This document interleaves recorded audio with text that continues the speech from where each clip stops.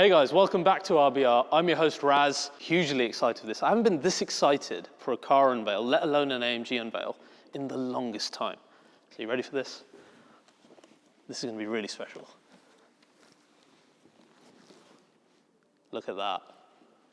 I can see some of you have had an accident already. That's fine, I had one as well. It's totally acceptable. This is your new Mercedes AMG SL. That's the nomenclature now. What do you think of it? First impressions for me, extremely AMG GT, which of course, purest AMG DNA if we're talking design. Front end, glorious, sharp, pulls things from, I think, the best parts of the AMG GT family. Again, a very quick first look around the rear. Stunning the rear is.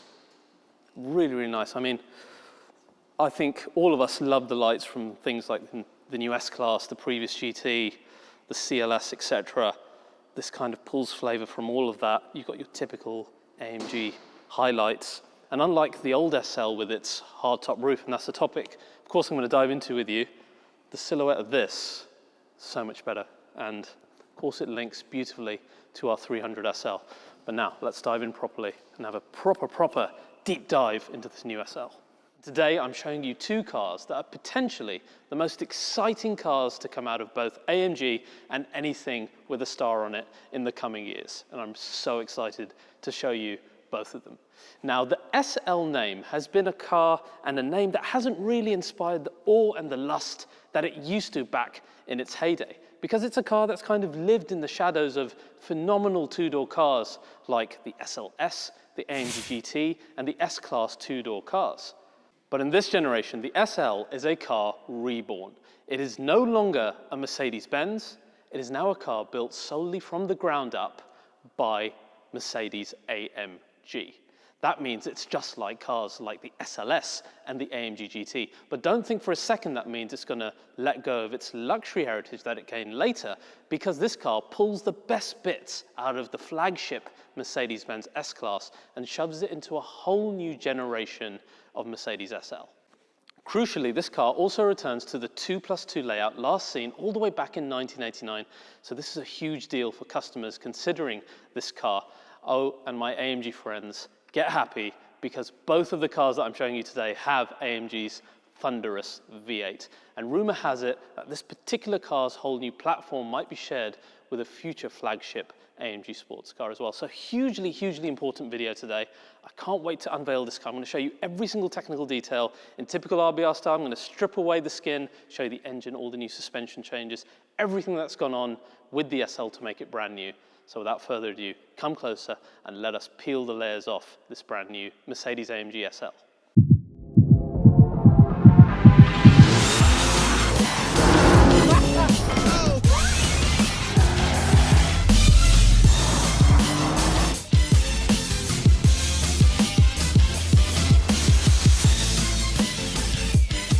So guys, unlike somewhat simpler cars like the 911, which has had a pretty linear progression, the SL story is a little bit more complicated. And to understand this so-called new direction, we have to kind of go back in time a little bit and just understand what makes the SL. Because when the car started off with the racing series of the W194, it was a pure race car, and it earned a lot of racing pedigree during that time as well. But as it went through this idea of customer series production, it slowly gained a different side, which was luxurious and more like a Mercedes Benz. So the SL is a car that almost brings two worlds together, one of the racing side of Mercedes Benz and one of the luxury side, all into one product. And that is a heavy burden to bear for any single product. So let's go back in time and see where it all began. With our first car, we mentioned the W194. Now, of course, this was our racing series car, and it had some great hits in its time. For example, it was winning things like the Mille Miglia, we had Le Mans, we had races on the Nürburgring, and of course the famous Carrera Panamericana race, where our Panamericana grille came from as well on that original car. And then we had the grandfather of the SL, who envisioned that as a customer racing car for the road. 163 miles per hour back then making it the fastest road car. Max Hoffman brought that to us, and since then, SL has become an absolute icon. But after that, the SL went on a bit of a tangent. As it went towards series production, it became more and more luxurious as time went on. In its biggest market of the USA, for example, the most popular options back then were automatic gearbox and the air conditioning. So that gives you an idea of where the SL started to go toward. Over time, there were faint flashes of brilliance whenever AMG managed to get their hands on the car and tinker with it. There was, of course, the amazing SL65 Black Series as well, but these were more like flashes in the frying pan, right? Today's car is not like that, and it's seeking to bring these two worlds together, which is such a difficult job for one car to do. Luckily, though, that duality of luxury plus performance happens to be AMG's speciality. Now, the first bit that I want to tackle is the sports car aspect, because that is perhaps what was lacking in recent SL generations. And now with AMG involved, well, they happen to know a little bit about making fast cars, having the fastest production-ready car on the Nürburgring with the GT Black Series. That doesn't have a cheeky post-production performance package on it. You know who I'm talking about. That's right. Anyway, so AMG know a little bit about sports cars. Now, the first thing to note that not a single component is shared with either the previous SL or the GT Roadster that this replaces, because now the SL will take the place of the AMG GT Roadster and probably something like the S Cabriolet as well. So that should give you an idea of positioning for this vehicle. Now, in terms of the body shell, everything is brand new. This is a new mix of aluminium, steel, magnesium, and fibers, all done in order to reduce the weight of the vehicle. We've got a folded steel windscreen section here, which is, again, it's lightweight. It's very strong as well, because it has to be, given the fact that this is a roadster. We've got aluminium panels on the bottom of the car. We've got struts on the front and the rear. And the effect of all of this is transversely a car that is 50% more rigid than the AMG GT Roadster, and longitudinally 40% more rigid, which is big figures that we're talking about here. Then we come on to something like aerodynamics, and so much has changed and been brought in from what AMG learnt on the GT. For example, we've got active air panels here on the front, just like we saw on the AMG GTR. We've got really big air intakes to cool both our radiators and our brakes. Of course, you've got the nice big Panamericana grille on the front as well. We've got the option of more aerodynamic wheels, should you want to choose them as well. Most of the underside of the car is covered to help with that aerodynamic aspect as well. Our rear spoiler, just like the AMG GT, is now active, has 6 different stages. All of this helping. We've got more aerodynamic things under our front bumper here, which are covered that you can't see again doing work. So a lot done in terms of aerodynamics. Then you come to the roof. And of course, like I said, different to the predecessor, going back to the soft top that links so nicely to our 300SL Roadster. And this one, again, quite special. As you can see, this is a new Z-fold roof. It closes in just 15 seconds. Compared to the Vario roof that we had in the previous SL, this is 21 kg lighter. And of course, the silhouette of the car benefits so much from having the soft roof. Now, if you're worried about noise, don't, because we've got a 3-layer roof here with added noise insulation. We also have a heated rear windscreen as well. I think it's the best of both worlds. Like I said, the previous SL suffered, I think, the silhouette of the car just wasn't right. Even though the Vario roof, you know, hardtops were all the rage back then. But I think to get the right silhouette of the car, to link properly to our 300SL Roadster, and to have a good silhouette both closed and open, I think just means so much more to the customer. I love the way it looks, both roof down and roof up, and I could not say that about the previous SL. So that is your basis for both cars. I'll go into the design in a minute, don't worry about that. Let's get the technical bits out of the way. And the most important technical bit of any AMG is, of course, the power plant, the engine. And like I said, my favorite engine is back. It's the 4-liter bi-turbo engine, as we've seen from everything from C63 modified all the way up to our GT Black Series. It makes a return in here as a pure combustion engine in both of our cars. Both our SL55 and our SL63 both get the 4-liter V8, which is great, great news. So guys, here is the beautiful engine bay. Look at that. recognize that look of engine cover from our GT facelift. As of course, as always, one man, one engine. This man built this engine by hand in a Falterbach. There are our turbos nestled in the cylinder banks there. Great to see the V8. Long live AMG's V8 under this beautiful long bonnet car. So of course, this is a hot V setup. We are maintaining that for a nice natural engine curve. And in terms of the turbos, twin scroll turbochargers as we've seen in something like GT63S or E63. Some changes to SL, however. We have now got a changed oil pan. We've got revised intake and exhaust ducts for better gas exchange. And finally, higher boost pressure to achieve the power, and I'll get onto power and performance in a minute. Then we come on to what that's connected to, and that is our gearbox. Now, I was fearful that because of the torque figures involved, that we would end up using a torque converter. That is not the case. We're instead using the brilliant 9-speed MCT wet clutch, as we've seen in cars like the E63 or the GT63S. What does this mean for the layman? It means super fast shifts, particularly when you use sport or race mode. So very, very happy about the inclusion of that. But even more important is that this is the first ever SL to have all-wheel drive, or as we call it at AMG, the 4MATIC Plus system, which is a totally variable all-wheel drive system. So the torque and the power, totally variable between the front and the rear. There's no sign of drift mode yet in this car, but the torque and the power is totally variable, as we've seen in our other 4MATIC Plus. So this makes this car even more usable, and it's all about breadth of ability, the SL. So the breadth of ability, sky high compared to something like an AMG GT, which is just rear-wheel drive. This with the 4MATIC is going to make it a year-long round car. And of course, then performance figures, 0 to 60s, it's getting very interesting. What is the performance figures? Well, as I said, we've got two versions, both with the V8. Our first, SL55, that's got 476 brake horsepower, 700 Newton meters, and a claimed 0 to 60 of 3.9 seconds. Undoubtedly, probably be faster when we test it on the road.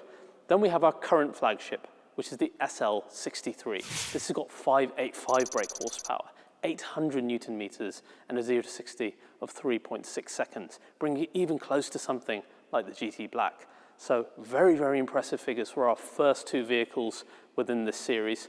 Will there be something further on? Of course there probably will. There's undoubtedly space for something like an SL63 with e-performance, as we saw in the GT63S, which might marry something like an AMG performance battery, which is going to give more power on top of the combustion engine. Whether that happens and what it looks like, we'll have to wait and see. Now guys, let's begin to move towards the luxury element a little bit. And I want to do that with the suspension, because for a car looking to have more breadth of ability, suspension is so important. And we'll start with our SL55. And this has AMG's new ride control suspension with revised spring setup that has much lighter steel springs thanks to a whole new construction. It reduces the weight per wheel. Then we have lighter torsion bars and struts both on the front and the rear. And we have, as we saw in the GT 4-door facelift, adaptive valves that then help increase the breadth of ability of the steel system. But then you look at the SL63, this brings the game even further with AMG's active ride control suspension. Now the active element is a bit different. It gets rid of the torsion bars, and instead we have two hydraulic elements that help the car communicate on all four corners, but mainly between the left and the right. And this is to minimize movement. We hence have that active roll stabilization element within this, which of course is going to increase comfort driving depending on road conditions. But equally, when it comes to performance driving, you're going to have stiffer camber, better turning. So overall, more breadth of ability both on the sportier side and on the comfort side with the SL63. Our front axle also has a lift system, which is something, for example, we didn't have in the AMG GT. But one thing we did have in the GTR is the rear axle steering that comes standard on both cars, up to 2.5 degrees. You guys know the benefits of this. You've got sharper turn-in on lower speeds and more stability on higher speeds. So it's a win-win. Then on our rear axle of the SL63, we have an electronic limited slip differential as standard. The SL55 doesn't have this, it has the mechanical one. But you can get an additional package, which is the AMG Dynamics Plus package, as we've seen in the past with recent AMGs, and this gives you quite a few cool toys. For example, you can get the yellow calipers, which is a sign of the 63. You also get, as I said, the electronic limited slip differential. You get the addition of a race mode. It also gains the dynamic engine mounts as seen in the 63. And finally, you get that 10mm drop once again to match the 63 car. So that is all of your technical aspect of both the SL55 and the SL63, both a massive step forward for the SL.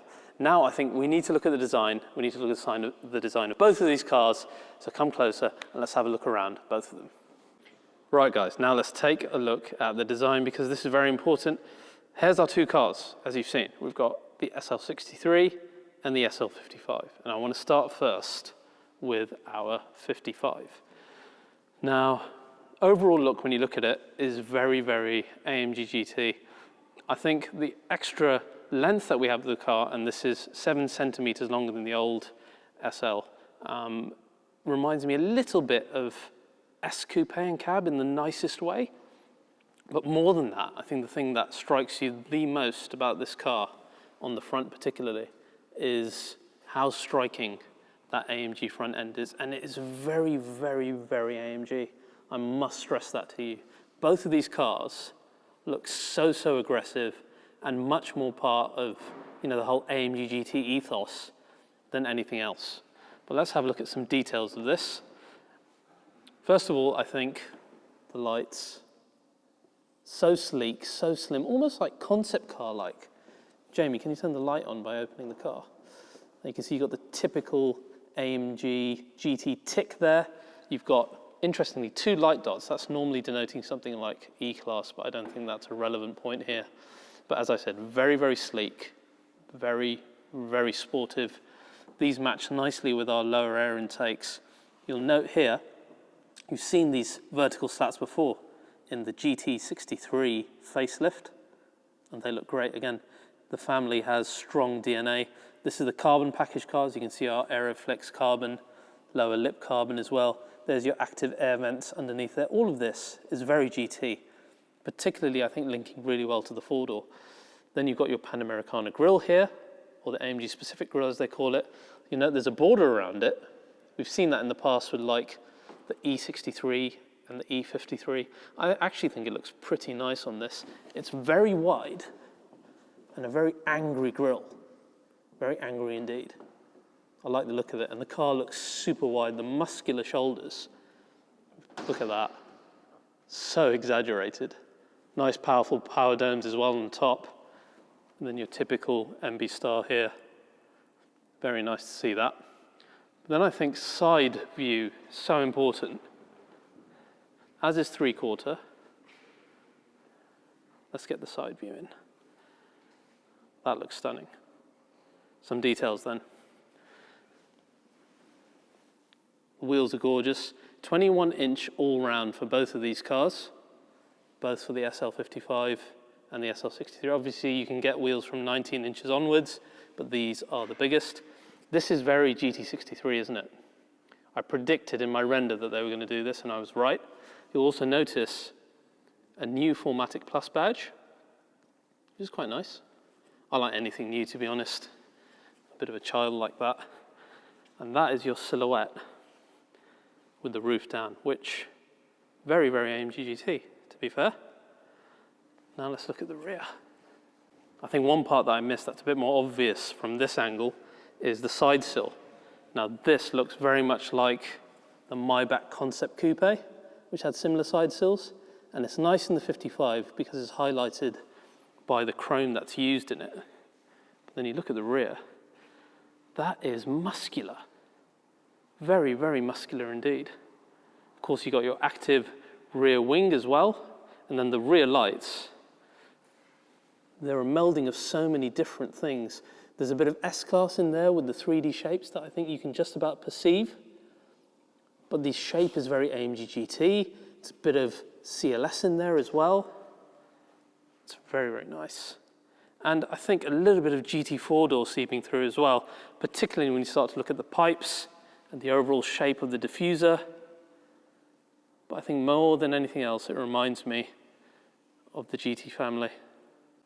Now check that view. You would not get such a nice profile with the old style of hardtop. Now I want to show you what the roof looks like. Jamie, Can we get this roof open, please, with the key? You might have to get a bit closer. Oh, that's lovely. Look at the light animation. Very nice. Now, let's get the roof open. So this is your Z fold roof, as it's called. Very nice. 15 seconds. And that's your operation done. Very Transformers-like there. And how stunning does that look? I love the red. This is Patagonia red, as you'll see in many other Mercedes cars, new color. Very, very nice. And of course, one thing I missed that's a lovely feature is our flush door handles with lighting, straight out of S-Class. Like I said, this car steals the best bits of S-Class, and why shouldn't it? Flagship, luxury, performance AMG. As a final note, AMG pipes, very large as always.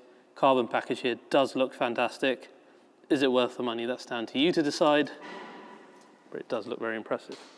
Now, I want to show you the boot. Boot space, it's pretty good for a roadster, to be fair. You get your golf clubs in there, as Mercedes love to talk about, and there's a bit more space down there. Some storage under here as well. Nothing major, but the cool thing, unlike AMG GT, it actually closes itself with some motors, which is very nice. These, I think, are probably the nicest multi-spoke wheels I've seen in a long time on R63. You can get them for the 55 as well, should you wish. They look fantastic. And hiding behind there, the optional carbon ceramic brakes as well. Really, really good. And of course, the benefit of a car like the SL, you can now see inside. And there are our wonderful rear seats, which are so important to us. So guys, here we are inside the SL, and the story of luxury continues. First of all, you can perceive the ambient lighting, which we never had in AMG GT, but it was a stable of something like S-Class, Coupe and Cabriolet, for example. Here, taken a level further, and you can really appreciate it here in the dark. But I don't want to do this in the dark. So, we have a dedicated button here for the roof. You can either hold the button or you can use the swipe function, which I'm using now. And you will see 15 seconds later, that's better. I think the camera's a bit happier now as well. And here we are inside our SL55 interior. We got the OK there. This can be done up to 50 kilometers an hour. Now, a lot of you guys have been saying, why get rid of the hard roof, etc. And I get some of your points, but because of the space saved of having this fabric roof here, it's allowed us to have our 2 extra seats in the back, which is a massive, massive benefit. Me, myself, as many of you know, I'm a family man. I have a 11-year-old and a 2-year-old, and they would be more than happy in the rear. I think anyone else, anyone larger, is going to really struggle. Now, a lot of you on Instagram asked me to climb into the back of the car. Begrudgingly, I'm going to do it. This is not for adults, you know. This is for kids. You can see it's tight. I'll march forward a tiny bit, and very small drivers will get in front. So not for adults, but I think for kids, it'll be pretty cool in here. But the fact that you can still use the vehicle with your family now and then, or get more luggage in, or whatever your uses are, this only adds breadth of ability. I've dived straight into the rear seats because I think it's so bloody important for the SL, and I have to, clap my hands together to AMG for listening to customers like me who've been saying it for absolute years that it needs to be done. So 2 + 2, big plus. Then let's talk about this new hyper analog interior. It is the sexiest interior they've done in years, and it melds so many things together. For example, the V8 shaped center console of the AMG GT, or NACA duck shape, whichever one you want to take, it returns within here, but in a new format for the SL. Similar look, bringing across the same idea. Then looking at the last SL, your vent positions, very similar, but with those gorgeous turbine vents like we saw in EQS, for example, with the ambient light in there, again, looking incredible and adding that nice analog flair in an interior that otherwise has very few buttons indeed. you got your engine start-stop button here.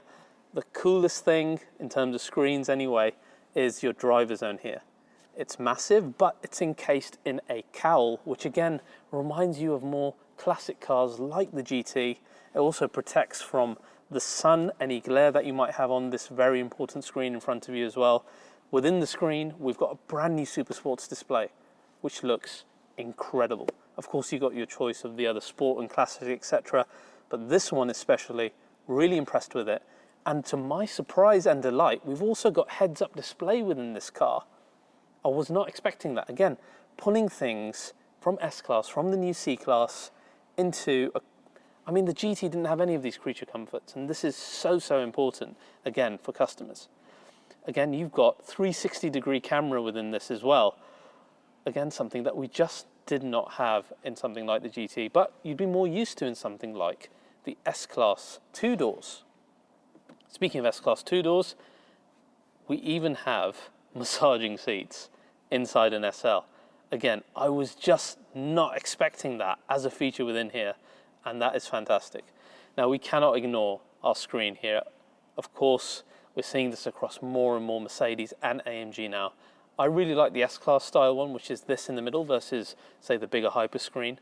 And this suits the SL well because of the Nakaduct center console. I think it looks really good. But in this particular car, we can actually angle the screen.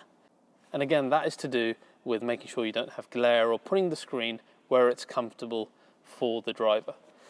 Now, in the SL55, it looks very similar to the 63, but we've got a more classy interior here with the black and brown contrast, which looks really, really good. In our 63, you've got a more traditional AMG with the AMG performance seats, as you've seen in the GT, whereas in our 55, we've got the more comfortable seats like I spec'd in my GT63S.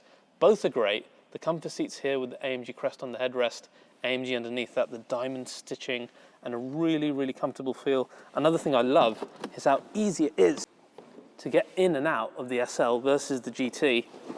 You do set a tiny bit higher, but not to the point where you don't think you're sitting in a sports car, which is really cool. AMG steering wheel returns. You guys know I don't really like this one that much, but it is what it is. What I do love is the intro screen when you turn the car on and you get animations on your drive units on both screens, and it looks fantastic. So the interior I'm well impressed by. You're going to have loads of options, just like in GT4 or just like in G-Wagon. It's not going to be one of those with few individualization options. And as the series progresses, you're going to have even more coming in. Another thing I love that I first saw in the EQ S53 is in your dynamic select here, how you can select the modes. Again, so impressive, so useful in terms of UI. I think it's really well done, and I was so pleased to see the return of the exhaust button, even if it's digitally within here. I thought it was going to be that sound wave button, but it's not. It's actually the exhaust button that we all love. So the interior, huge step forward. Parts from old SL, parts from GT, parts from S-Class, all melded into a final luxurious package that, when you compare this to something like 911 Cabriolet, what is that car going to do against this? This has really killed it. So guys, that's your new Mercedes AMG SL, both in 55 and in 63. As an AMG customer and fan, I'm hugely excited about these cars. In fact, I have put my name down for one. I can't wait to drive it. I can't wait to own one. I think it's going to be fantastic, especially for a family man like me. So if you've enjoyed this, please do like, please do subscribe to RBR. I'm desperate for the channel to get to 1 million subscribers, just as you guys have been hounding me as well. Why isn't the channel there? Well, you can help me get there. And guys, I'll see you guys next time. Did